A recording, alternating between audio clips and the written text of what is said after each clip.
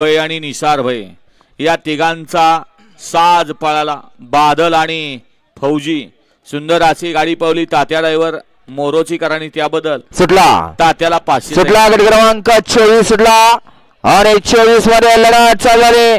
सुंदर अशा गाड्या पडतात, सुंदर गाड्यामध्ये सुंदर अशी लढत चालू आहे। पड्याल देखील सुंदर अशी गाडी पडते निमगावकरांची, त्याच्या पड्याल सोन्याची अतिशय सुंदर।